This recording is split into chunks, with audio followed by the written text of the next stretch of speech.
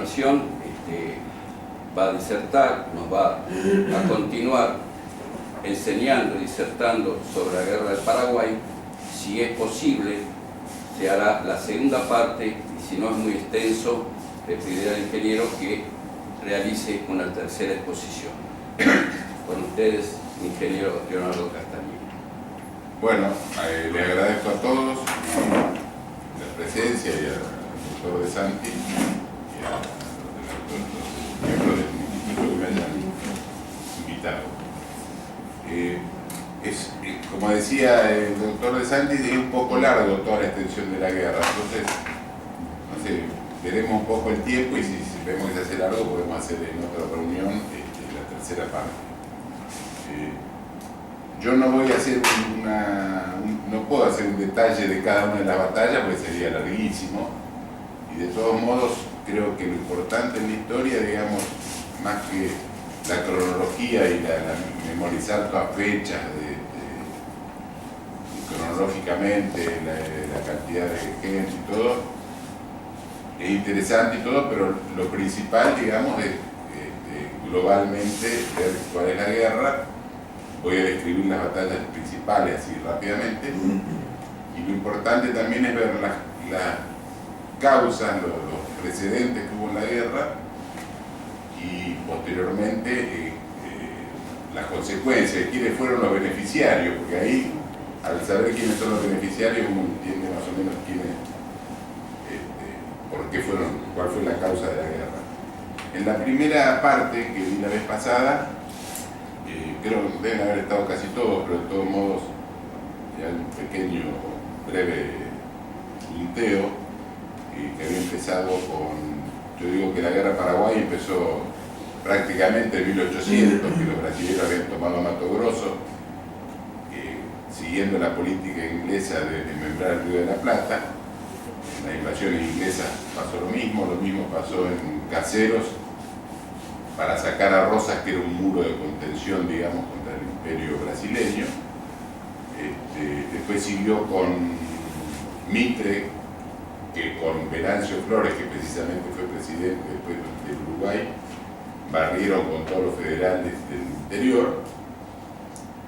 El mismo Mitre reconoce, esa es la alianza de 1851, el próximo paso es Paraguay. El problema que tenían era que Uruguay había un gobierno blanco federal, entonces tenían que desalojarlo para, digamos, concentrarse contra Paraguay. Para ese hecho de desalojar al gobierno blanco, Mitre utiliza precisamente al que había sido mercenario de él en el territorio argentino, que era Venancio Flores y otros seguidores, digamos, de Flores, ¿no? Entonces, lo que habíamos visto también era, primero empezó la guerra Brasil y Paraguay. Ahí en ese momento ya Argentina era beligerante, porque abastecía la flota brasileña, a pesar de que se decía neutral. Las acciones bélicas, digamos, en realidad se empezaron, a mi entender, en 1863, precisamente con la invasión de Venancio Flores a Uruguay. Ahí Brasil empieza a protestar ante el gobierno uruguayo diciendo que había maltrato hacia los súbditos brasileños que ocupaban parte de la banda oriental como ganaderos, y que en realidad los que hacían mal, digamos, eran los brasileños que robaban haciendas, contrabandeaban, etc. Pero le reclamaban, como siempre suele suceder, como usa para después agredir, le reclamaban al gobierno uruguayo, el gobierno uruguayo lo rechazaba. López le advierte, cuidado con tocar a Uruguay porque somos amigos, porque López pensaba que Paraguay era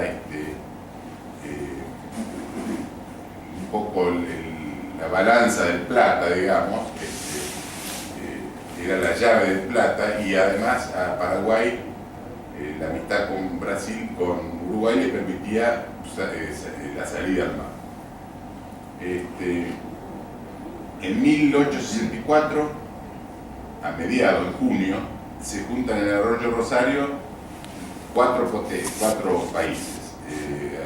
Elizalde por Argentina, Venancio Flores por Uruguay, Saravia por Brasil y por Inglaterra Thornton, que es el representante inglés. Y ahí pactan el Tratado de la Triple Alianza. No lo firman, pero queda, digamos, armado el pacto de la Triple Alianza. Eso está dicho incluso por brasileños, por Mármol, por peruanos. En en agosto del 63, ahí Brasil invade Uruguay y toma la villa de Melo y toma que queda en el departamento de Cerro Largo, en el oriente, digamos, de Uruguay, y avanza sobre el río, sobre Montevideo. Después de eso, porque había un convenio entre Paraguay y Brasil, porque Brasil había tomado el Mato Grosso en 1801 y Paraguay lo reivindicaba como propio. Entonces tenían discusión ahí sobre la navegación del río y le habían sacado un poco por la fuerza a Paraguay un convenio que podían pasar barcos, pero no podían llevar armamento ni municiones y debían entrar en puerto paraguayo para ser inspeccionados, para el cumplimiento de eso. Entonces, en noviembre los brasileños mandan un buque que llamaba Marqués de Olinda y en vez de entrar en Asunción pasa de largo. Entonces López lo incauta, lo hace detener, incauta todo el armamento y le declara la guerra a Brasil. A partir de ese momento ya Argentina era beligerante, porque no solo había abastecido a Flores, sino que abastece a la flota brasilera, le da la libre navegación del río y la flota brasileña ataca Paysandú a fin del 64, prácticamente la demuele a cañonazos, con bombas y municiones cargadas acá en el puerto de Buenos Aires, fusila al jefe rendido de la plaza y fusila unos cuantos. Así que Argentina ahí ya era beligerante. Ahora López le reclamaba a Argentina que lo deje pasar. Y Argentina no, si quieren, así como dejamos pasar la flota, pasen la flota ustedes. Eso es como ofrecerle un peine y un pelado, porque si ellos no tenían flota, entonces no lo dejaban pasar y lo tenían, digamos, encerrado. A partir de que Paraguay le declara la guerra a Brasil, ahí hace la campaña en Mato Grosso. ¿Qué hace Paraguay? Manda un buque con infantería y todo, y toma varias localidades de Mato Grosso. ¿Qué hizo con eso? Se cuidaba las espaldas por un lado, por otro lado lograba el abastecimiento para las propias tropas, y algunos dicen que fue un error de López. Yo creo que no le salió bien, pero yo creo que López, por un lado, al tomar Mato Grosso, él pensaba que los brasileños iban a aflojar la presión sobre Uruguay, y por otro lado, iban a llevar el teatro de la guerra a Mato Grosso, y no él tener que ir a Uruguay. Pero los brasileños dicen, no, nosotros tomamos Uruguay y después vamos contra Paraguay. La cuestión es que Mitre le niega el paso. Entonces López le declara la guerra públicamente a Mitre, a Argentina. Incluso sabían que iban a tomar corriente y todo eso lo saben. El mismo cónsul inglés dice que vio copia de la declaración de guerra. Y López además manda un emisario con la declaración de guerra a Buenos Aires. Mitre, ¿qué hace? Esconde la declaración de guerra, el emisario lo mete preso hasta después de la guerra, entonces se quedó esperando que invadan o que ocupen Corrientes para decir, somos un país agredido. Entonces ahí se inicia la campaña al sur. ¿Qué hace? López, los paraguayos ocupan Corrientes, ponen un gobierno que eran 3 correntinos, dejan una parte del ejército de ocupación en la ciudad de Corrientes y envían al resto a avanzar, con órdenes de avanzar hacia Río Grande do Sul. incluso con la orden de no entrar en localidades ni argentinas ni brasileñas, sino ir directamente a Río Grande do Sul. El ejército paraguayo se divide en dos. La parte más menor va al mando de Duarte en la zona, en el margen occidental del río, o sea, lo que sería ahora territorio argentino. Y el grueso del ejército va del otro lado del río. Ahí Estigarribia, al mando de Estigarribia, que era jefe de todo el ejército. Estigarribia desobedece la orden de López, porque en vez de ir directamente a Río Grande, se mete en Uruguayana. Entonces quedó encerrado ahí porque lo rodearon inmediatamente, no sé, 30.000 aliados, más la flota por el río, quedó sitiado. Y por el otro lado, del otro lado del río, Duarte, que tenía 3.500 hombres, queda, lo copan, digamos, lo encierran en un campo desfavorable para Duarte, unos 8 o 9.000 aliados al mando de Venancio Flores. Venancio Flores le decían el degollador de Cañada de Gómez, porque había degollado en Cañada de Gómez a todos los federales.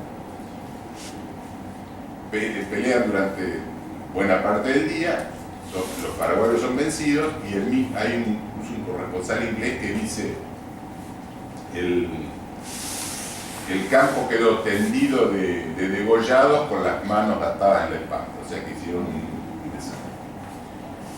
Por otro lado, en Uruguayana estaban, digamos, encerrados en Uruguayana, sitiados, intentan salir una vez y son rechazados, por el mar, por el río no podían porque estaba la flota, entonces, vencidos, digamos, por el hambre y la sed, terminan rindiéndose. López se lo recrimina fuertemente a Estigarribia, lo trata de traidor, etc. Ahí se produce fusilamiento y todo, inclusive robo de prisioneros. Hay un parte incluso de uno de los jefes argentinos que le informa a Mitre, dice, los prisioneros deberían ser más, pero hubo un robo escandaloso de prisioneros. Dice, uno de mis oficiales tenía que andar por la calle de Uruguayana gritando que era argentino para que no se lo roben los brasileños. O sea que ahí ya empezó el escándalo, digamos, de la guerra. La cuestión que, bueno, Estigarribia se rinde, lo llevan a Brasil. Muchos paraguayos logran romper el cerco, digamos, y vuelven a Paraguay a pie, tardan un año en llegar. Y López da por terminada la campaña del sur y ordena replegarse y repasar el Paraná hacia Paraguay. Y de ahí inicia una guerra, digamos, defensiva, ¿no? Después ahí viene la campaña del cuadrilátero, le llamo yo, porque está, digamos, rodeado por el río Paraná, el Paraguay, y después una zona de estero. En 1866, en abril, los brasileños invaden Paraguay. López lo esperaba que iban a entrar por el Paraná, pero el buque va y da la vuelta y toma el Paraguay y desemboca unas leguas arriba, desembarcan unas leguas arriba de la desembocadura de los dos ríos.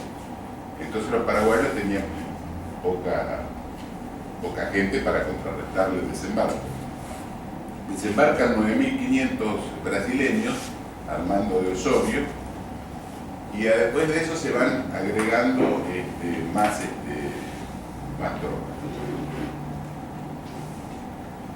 Hay varios combates ahí de distintas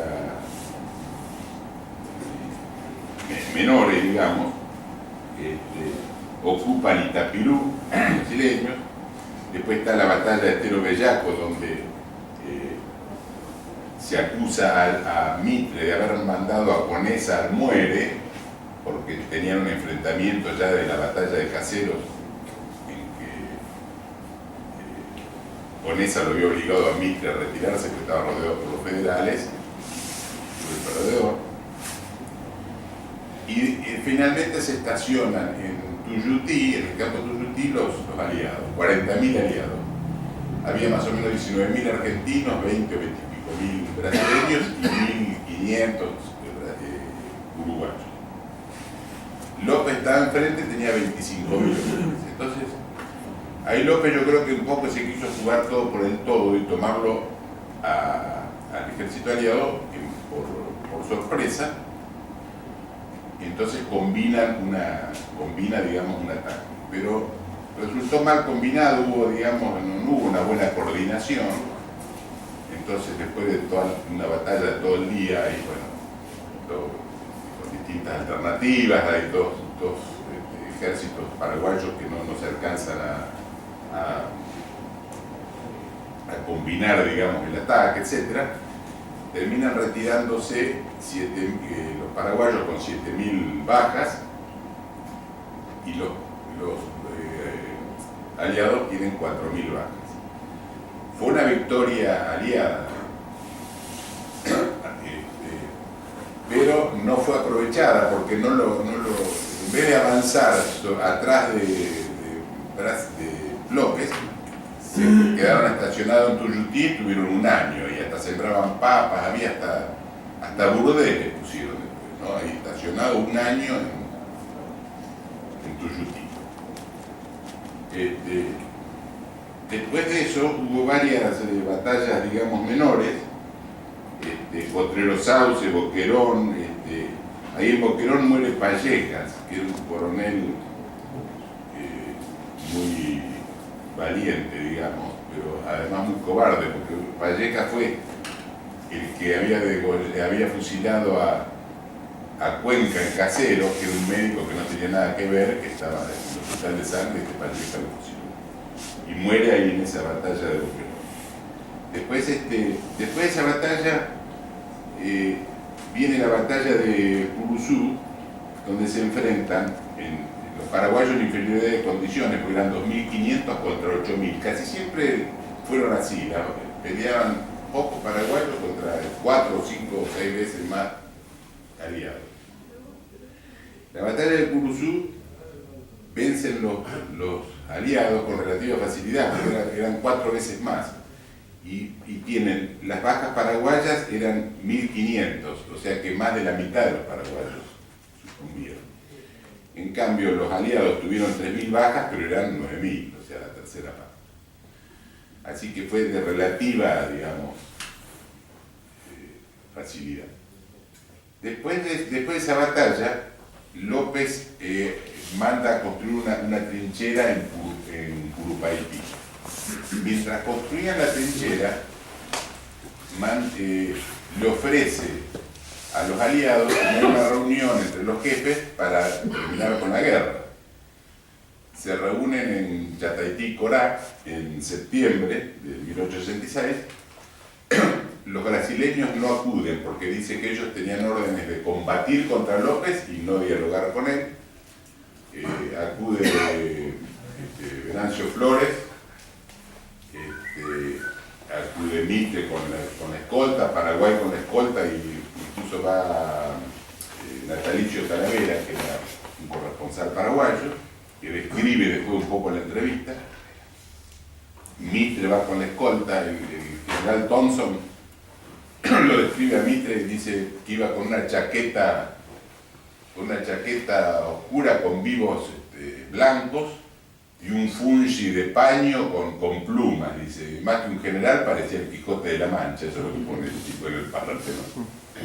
La cuestión es que tiene una entrevista ahí a solas, digamos, Mitre con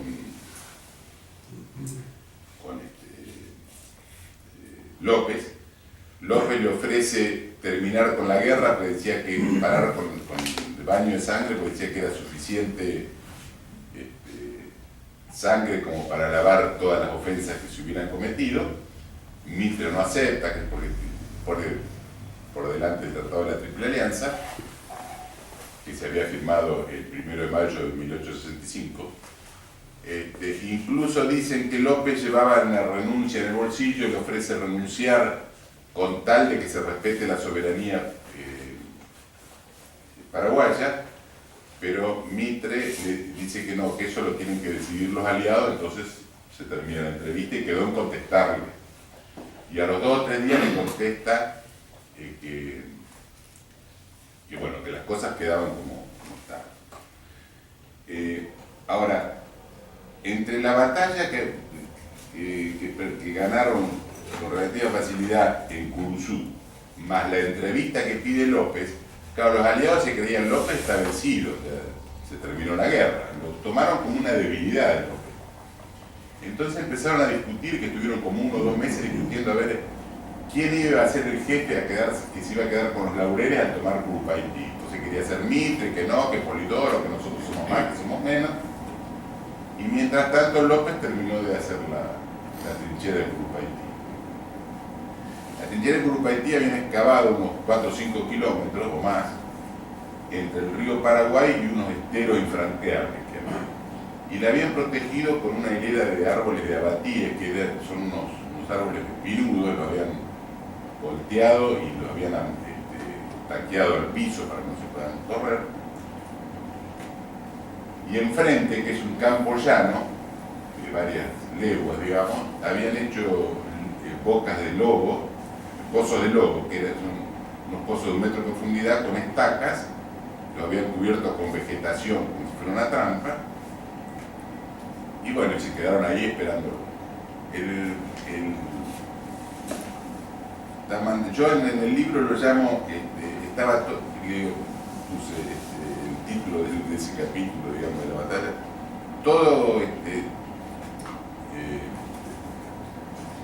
todo previsto menos la derrota. Porque ¿qué pasó?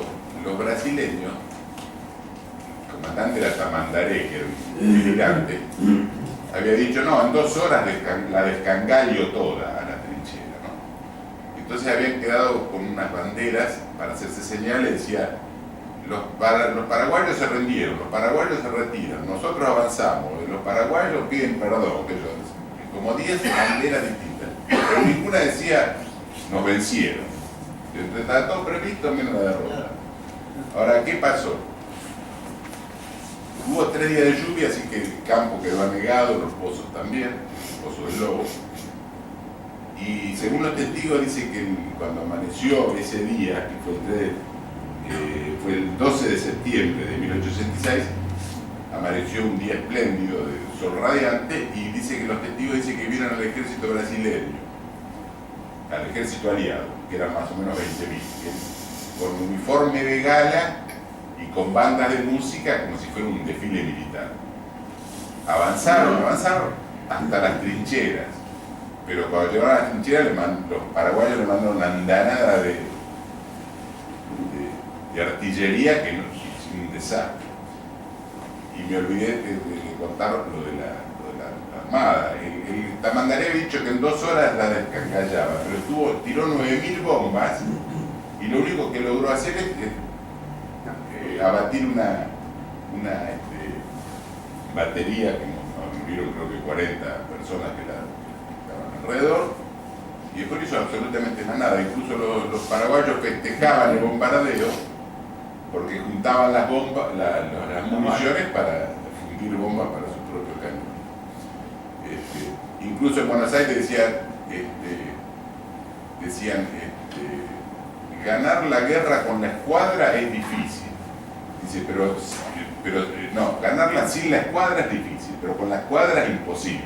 Pues no, entonces la cuestión que los aliados reciben esa andanada de artillería, retroceden, Mitre los hay que avanzar, así que retroceden y varias veces. Los paraguayos, además de artillería, de cañones, le tiraban por ejemplo, unos cohetes a la Congreve, se llamaba, que lo habían inventado en Francia, que es como una cañita voladora, es un cohete con un misil con una cola de madera, entonces incendiaba el campo, así un desastre. La cuestión que quedaron en el campo de batalla, cuando finalmente Osorio lo obligó a Mitre a que se retire. Entonces, quedaron en el campo, quedaron 10.000 aliados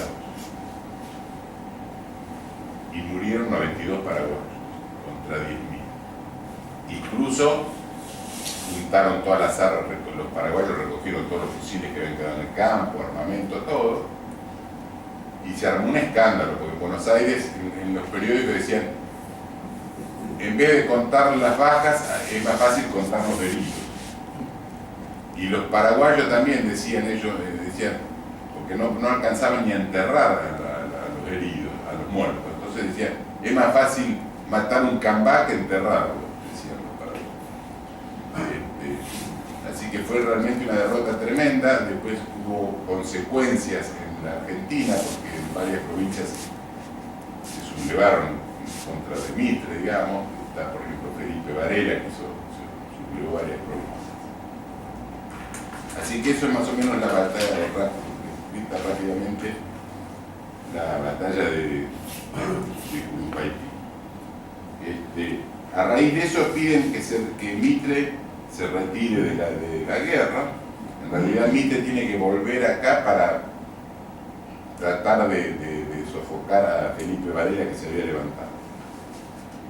Después de eso viene yo lo llamé la campaña de Humaitá, porque el ejército paraguayo se repliega porque hay varias batallas intermedias, y el Umbú, Paso Cardoso,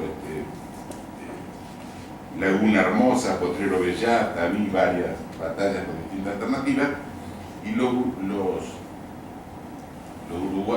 paraguayos se repliegan hacia Curupaytí.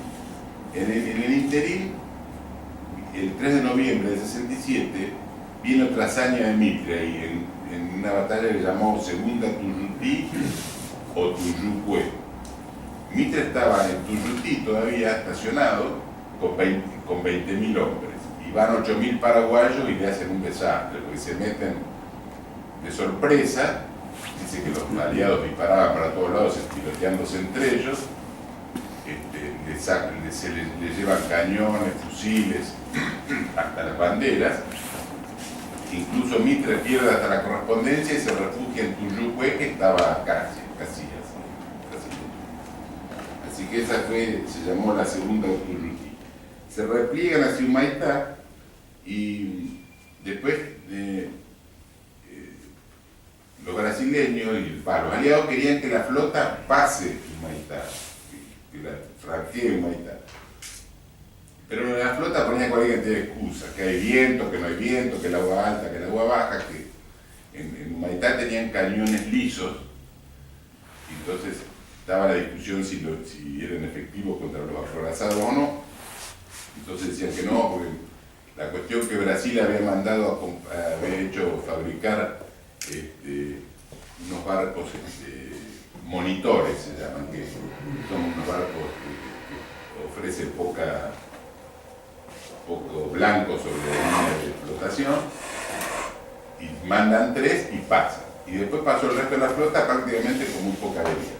Entonces en Humaitá quedan sitiados, digamos, porque queda por un lado queda el ejército al sur, y al norte estaba la escuadra, o sea que estaba entre dos frentes. Intentan tomar Humaitá en varias oportunidades y sufren unas pérdidas tremendas los aliados. Ahí se producen unas guerrillas navales, porque López tenía la intención de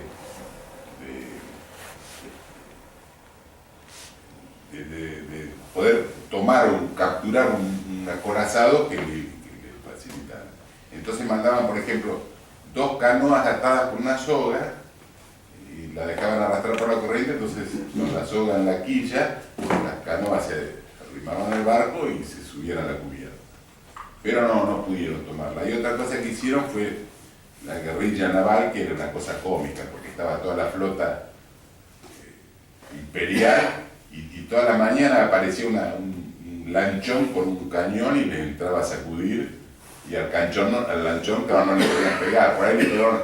Después, cuando ya se quedaban sin municiones, los paraguayos iban a la costa, y era cómico, porque la verdad que van los brasileños a agarrar el lanchón y desde el monte los paraguayos le tiraban fusilazos, lo sacaron. Después, el día de la independencia brasileña, estaban todos de fiesta en el acorazado principal y aparece el lanchón y le empieza a sacudir, le pega.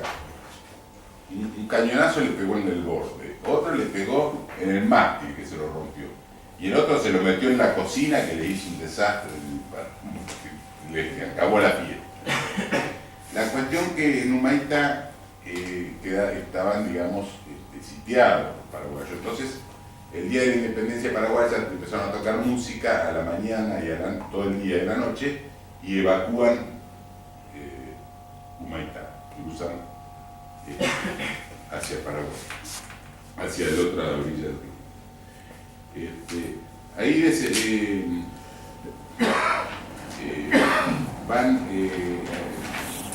hay un episodio, porque ellos cuando desembarcan en otro lado, desembocan en Isla Poí, que en realidad no es una isla, sino una lengua de tierra sobre el río. Poí quiere decir flaca, o sea.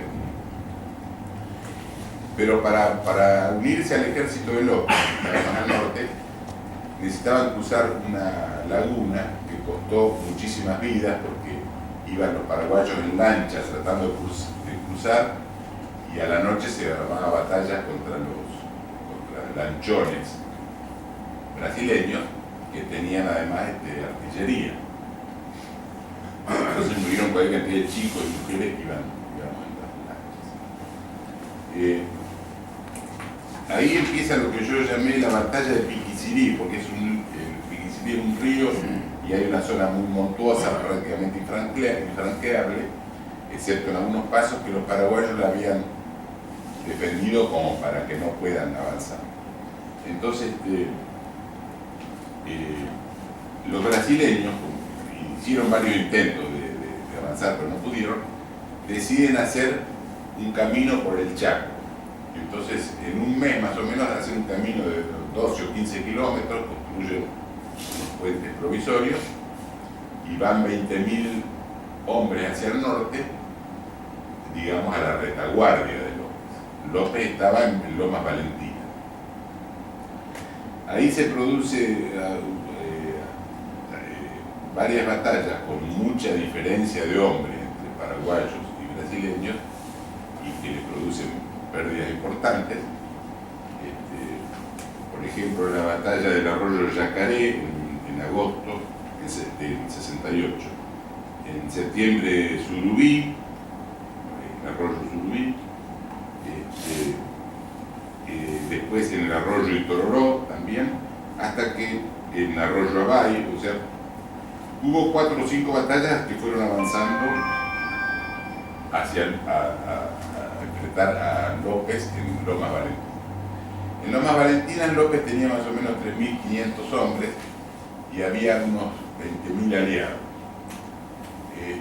Estuvieron 2 o 3 días peleando ahí en Lomas Valentinas, hasta que finalmente el ejército paraguayo quedó prácticamente aniquilado.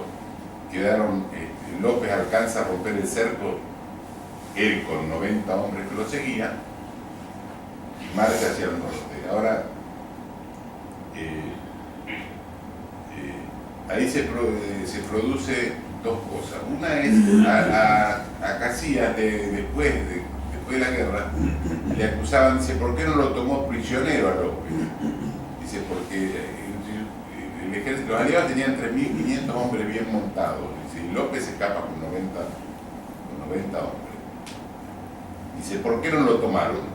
Dice, o quería seguir la guerra, o quería que todo el pueblo paraguayo se una alrededor de López para eliminarlos todos juntos. O sea, hay esa acusación contra Brasil. La cuestión es que López se va hacia el norte y muchos civiles paraguayos que seguían al ejército porque no querían caer prisioneros de Brasil, cruzan un estero que se llama Ipecuá, los cruzan las mujeres con chicos en brazos, algunos mueren ahogados, y los siguen a López. En ese interín cae la ciudad de Asunción en manos brasileñas en enero de 1869. que yo lo llamé la llegada de la civilización, porque supuestamente iban a llevar la civilización, y lo que hicieron en Paraguay, en Asunción, fue saquear toda la ciudad, se llevaron obras de arte, todo lo que encontraban de valor, hasta puertas y ventanas que tuvieron algún valor, las cargaban en barco y las traían acá a Buenos Aires o a Río de Janeiro. Acá se remataban en una casa que se llamaba Billingham. Y inclusive saquearon los cementerios, violaban las tumbas para ver si encontraban joyas o dientes de oro, lo que sea. Incluso hubo una protesta del cónsul francés que le habían saqueado la delegación francesa. Entonces yo digo, fue un saqueo muy democrático, porque cayeron todos ahí, desde los muertos hasta el cónsul francés.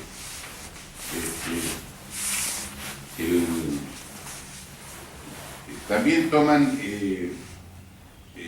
Itapirú, Ibicuy, que era una fábrica de pólvora y armamento, la demuelen y fusilan a todos los que estaban trabajando, la toman muy bien permiso. Y en Paraguay, en Asunción además, yo le dije en el libro, lo pongo como de la diplomacia sagaz, porque fue un diplomático brasileño que se llamaba José María Paranos, que se lo conoce como el Vizconde de Río Branco, y claro, y él quería pasar ante los brasileños, ante los paraguayos, como que Brasil eran los amigos de los paraguayos. Pero pusieron un gobierno títere, hicieron lo que quisieron, inclusive tomaron el archivo de Paraguay, el archivo histórico. Entonces, del archivo sacaron todos los documentos que favorecían a Paraguay en el litigio con Brasil. Y además sacaron todos los documentos que favorecían a Argentina en el litigio con Paraguay. O sea que los únicos ganadores iban a ser los brasileños, que tenían la documentación. Ahí comienza la campaña de las cordilleras, porque López va avanzando hacia el norte y tiene que cruzar varias veces las cordilleras, y se producen entonces hechos muy lamentables, digamos. Uno es Piribebuy. Piribebuy es un pueblo que había sido nombrado Segunda República, capital, porque Asunción lo habían tomado, y era un pueblo que estaba rodeado por cerros, en una especie como un bajo y con un arroyo que se llama Piribebuy. Yo estuve ahora, cuando fui a Paraguay, pasé ahí por el lugar. Y entonces a la noche, unos 10.000 brasileños pusieron toda artillería en los cerros, y los paraguayos ni se habían dado cuenta. Al otro día amanece nublado, y entonces empiezan a arrear la bandera, a tocar música, y con niebla y todo le empiezan a tirar con artillería. Piribebuy estaba defendido por 1.600 hombres, de los cuales muchos eran jóvenes e inclusive mujeres. Se produce una batalla muy sangrienta, porque para cruzar el río le costó bastante. La cuestión que son vencidos al jefe de la plaza, que se llamaba Caballero, lo torturan incluso para que se rinde, como no se quiso rendir, lo fusilaron, y fusilaron a bastante gente. Y no conforme, porque en esa batalla murió un jefe brasileño. Entonces, en venganza, el conde de U, era yerno de Pedro II, y era el duque de Orleans, y había ido a la guerra a reemplazar a Casillas, que ya se había retirado. Entonces, y era un tipo de lo más sanguinario. Entonces mandas, en venganza por la muerte de un oficial de ellos, manda cerrar las puertas y las ventanas del hospital de Piribebú con todos los enfermos, los heridos, chicos, lo que hubiera, y lo prende fuego. Inclusive dicen que a los que alcanzaban a salir los empujaban hacia adentro para que... Yo ahora cuando estuve ahí ni siquiera quedó rastro, no están ni los cimientos del hospital, porque parece que es un hospital de madera. Han hecho un monumento, eso, pero la gente, ni siquiera la gente sabe bien dónde está, sí, está por acá, pero no tiene identificado exactamente el lugar porque no quedó ni rastro. Después hay otro hecho importante, que es López se retiraba hacia el norte y le había pedido a Bernardino Caballero que se haga cargo de llevar todos los bagajes y las armas hacia él. Porque López, cuando sale de Lomas Valentina, se le habían salió con 90 hombres, pero después se le empezó a juntar o batallones que llegaban o la misma población, forman más o menos un grupo de 2.500 personas. Y Caballero tenía que llevar todos los bagajes, entonces se quedó un poco retrasado porque tenía los bueyes con muy mal estado, los animales, etcétera, llevaban los carruajes y todo, zonas pantanosas, entonces se retrasa un poco. Y es alcanzar, iban 3.000, Caballero iba al frente de 3.500 hombres, de los cuales 300 eran veteranos y el resto eran todos chicos más o menos de 12 a 14 años. La cuestión que llegan a un lugar que se llama Costañú o Rubio Ñu, le llaman una planicie, y de pronto se ven alcanzados por los aliados.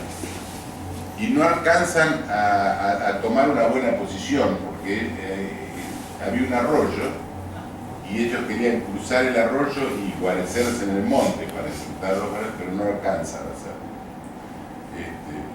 Así que pelean 4 o 5 horas contra varios batallones brasileños, incluso contra la caballería, y terminan derrotados.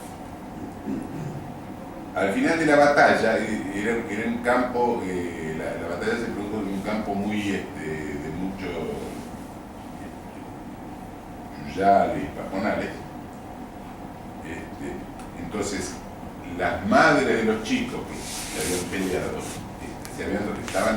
muchas estaban en el bosque alrededor del campo, y entraron al campo a socorrer a los heridos, a retirar los muertos, etc. Y entonces el conde de U manda incendiar el campo y mata casi todos los heridos. Ese día creo que es el Día del Niño, pero bueno. Claro, ese es el 16 de agosto de 1869 y por esa batalla se conmemora el Día del Niño Paraguayo. Después viene el rumbo hacia Cerro Corá, que yo lo llamo la caravana del infortunio, porque había 2.500 personas que lo seguían a López hacia el norte. Hacen unas peripecias terribles para llegar. Yo voy a leer rápidamente los lugares por donde pasó para tener una simple idea más o menos de toda la peripecia que hicieron. El 15 de agosto del 69 salieron y llegan a Cerro Corá en 1870. Salen 2.500 y llegan 500, el resto va quedando en el camino. Pasan por Iagüí, Umburuy, Arroyo Hondo, Pinzó, Estancia Benigno López, Pueblo Unión, San Estanislao, Caraguatí, Tapicuarí, los bosques de Ibapiray, Río Capibay, Picada de Taí, Arroyo Retama, Río Corrientes, Bosques Pacoba, Villa de San Isidro, Iguatimí, Itarará, Rinconada Guazú, Sierra Mambay, cruzan la cordillera varias veces, acampan en Samacuá, norte de Punta Porá, al oeste cruza la cordillera por la picada de Sirigüeyo. O sea que, y todavía me faltan nombres de los principales. Porque fíjense que salió en agosto y llega en febrero del año siguiente, prácticamente sin alimentarse, comían frutas y naranjas amargas y lo que encontraban, y muchos quedaron en el camino de hambre. Y llegan a Cerro Corá en febrero, el 4 de febrero de 1870, con 500 personas entre combatientes y civiles. Iba, por ejemplo, incluso el vicepresidente de Paraguay, que era un hombre de 80 años, mal armados, mal vestidos y mal alimentados. Llegan ahí a Cerro Corá. Ahí en Cerro Corá se produce un hecho notable, es que los indios Cainguá, viene el cacique con un grupo de indios y le ofrece a López y a la escolta esconderlo en una selva, dice, en un lugar que los campanos lo van a poder ubicar nunca. Y López no le acepta, decirte que él va a defender la patria hasta el último momento, y no acepta. Así que, bueno, llegan, digamos, al ejército brasileño y se enfrentan con los paraguayos, que por supuesto eran pocos, los vencen. Disculpe un segundito, ¿un Fiat azul lo tiene? ¿Cómo? Un Fiat 1 azul. No, esto no.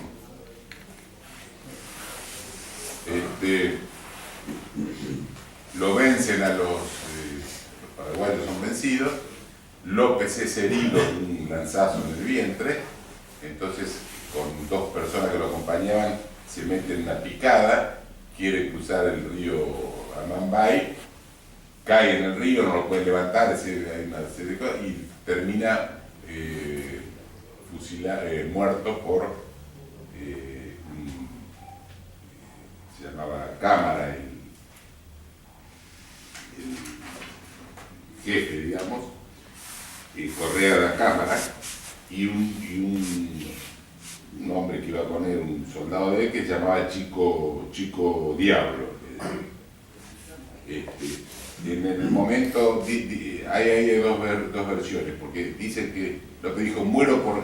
Le pidieron que se rinda, y López dijo, si me garantizan la soberanía de Paraguay. Y dijo, eso no se lo puedo permitir yo, le dijo. Y dice, entonces muero por mi patria. Y lo mataron. Hay otra versión que yo descubrí después que escribí el libro incluso, que dicen que la frase entera de López fue, acá murió una civilización y yo muero por mi patria. Y que en principio los historiadores la sacaron esa frase porque parecía como que estaba delirando.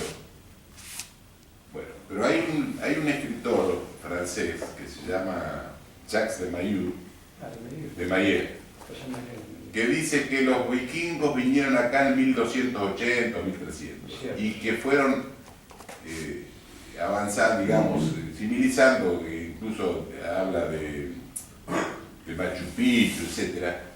Pero descubrieron en Cerro Corá muchas inscripciones de los vikingos y como una especie de construcciones y fuertes.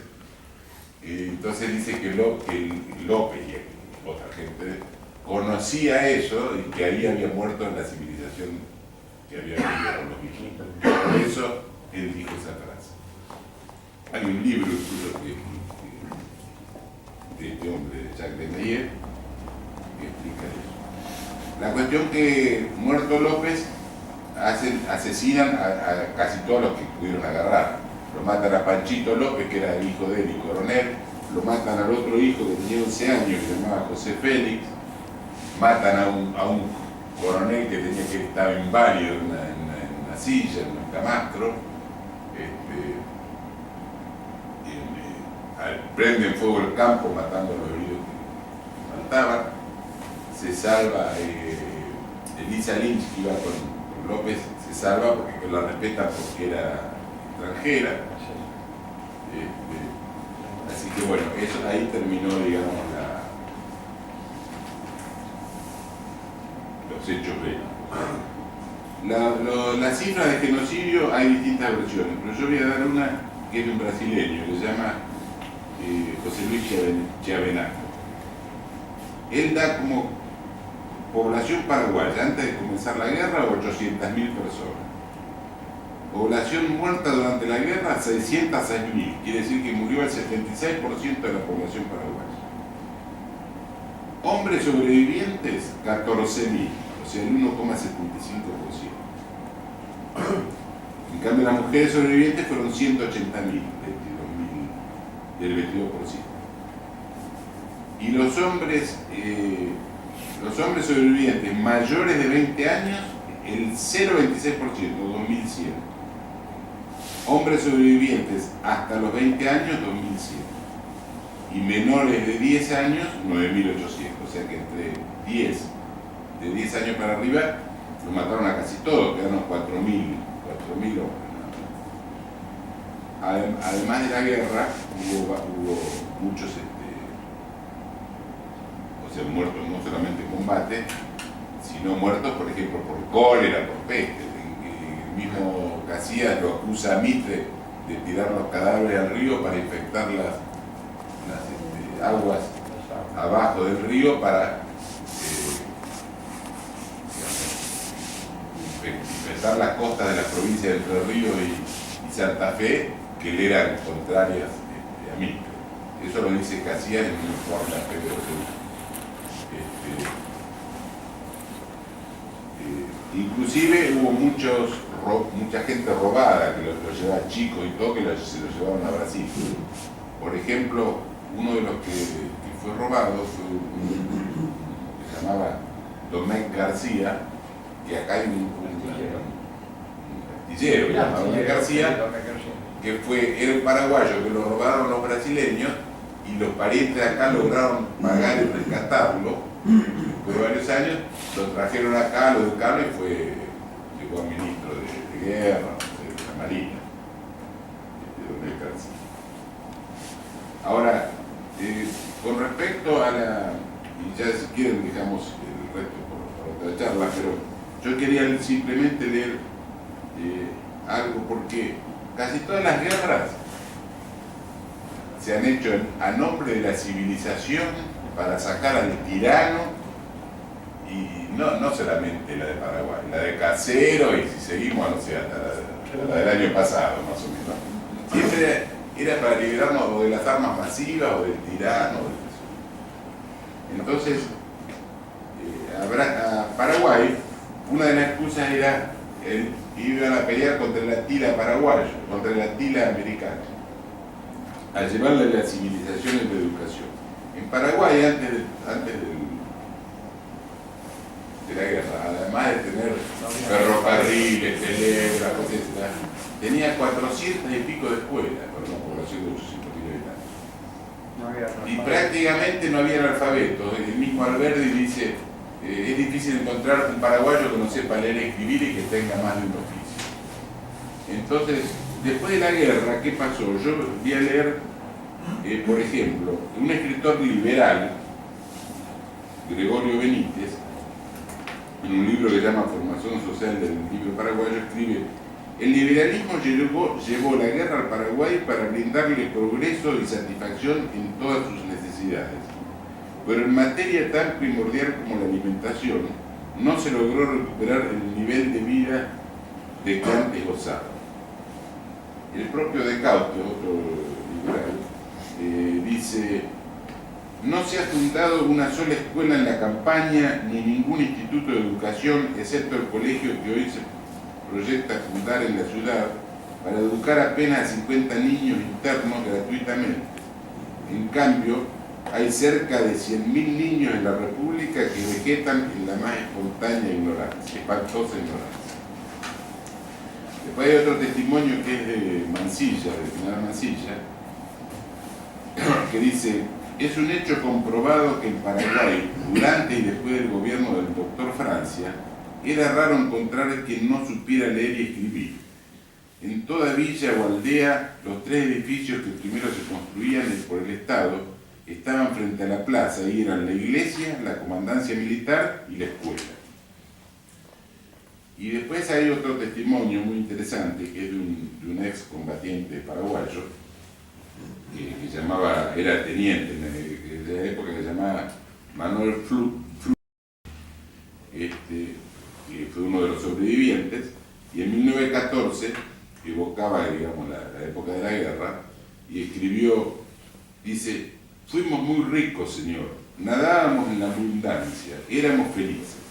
Mi pueblo natal, Vitimí, hoy Villorrio, tenía entonces 24 escuelas, y en el presente apenas tiene una. Con esto le digo todo. No había ciudadano que no tuviera una casa, sus útiles de labranza y extensos sembrados. No conocíamos el hambre. Éramos una raza bien alimentada, sana y fuerte.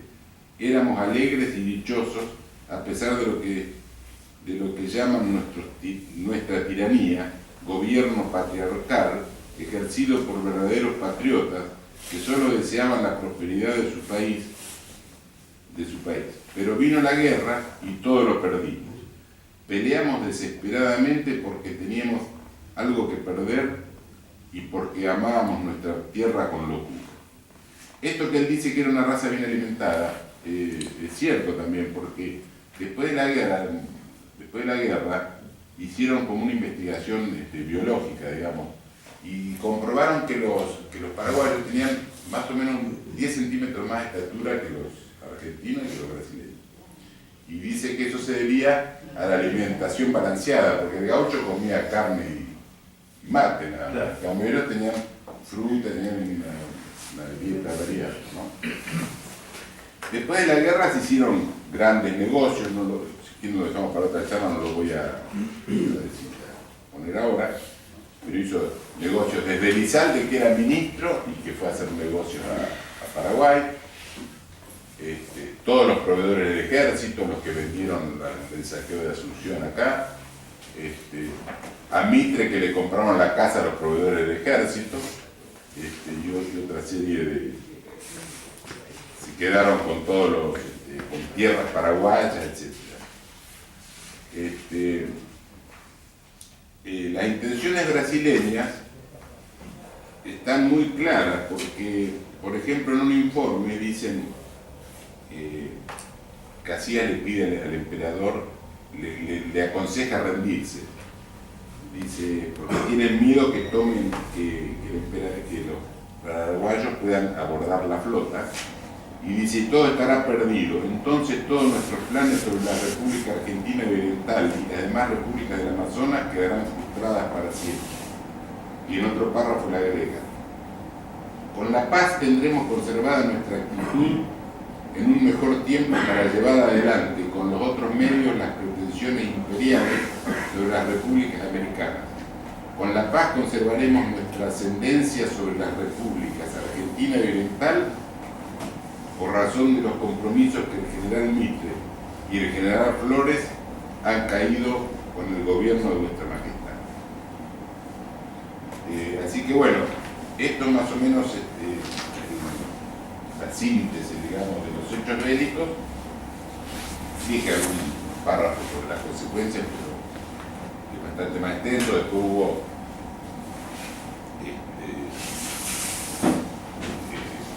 negociaciones y tratados que Mitre perdió escandalosamente, porque mucho bla bla, pero los brasileños lo envolvieron como... Había una frase que decía, a Mitre los brasileños le hacen escupir dulce pero tragar amargo, porque lo envolvían, digamos, con la soberbia de Mitre,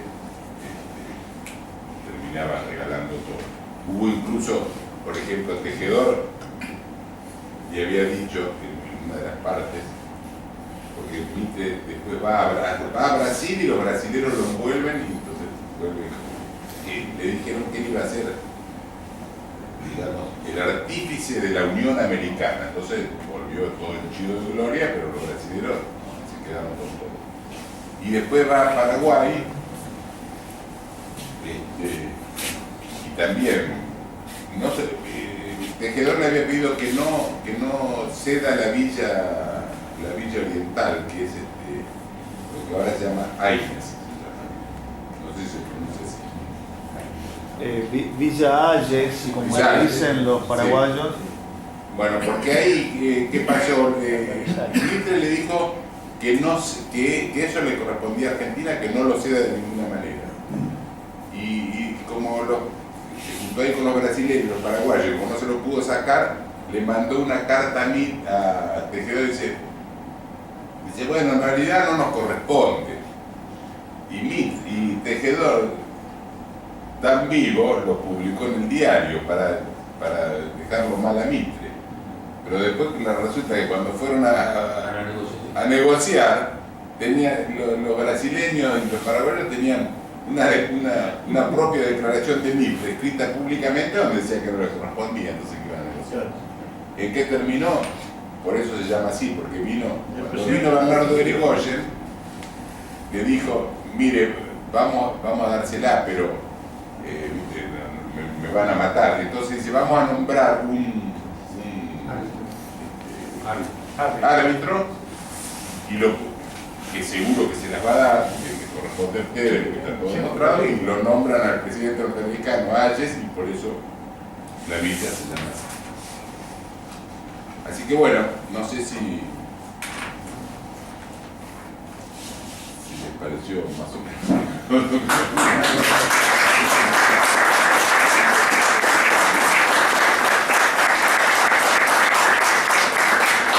¿Alguno quiere comentar algo acá o bueno? Yo creo En el tercer tiempo.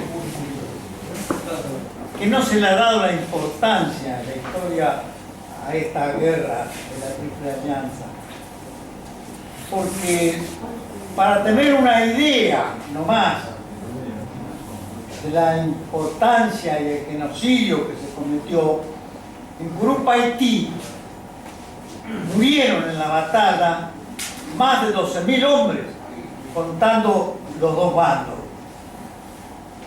Si tenemos en cuenta que en la guerra de Malvinas, combatiendo, murieron 192 soldados, 192, contra más de 12.000, 8.700 eran argentinos. Murieron todos los capitanes de las compañías del ejército aliado, especialmente argentino. Y yo creo, políticamente, no sé, a lo mejor estoy equivocado, pero pienso que Rosas y López representaban, digamos, el poder nacional en América.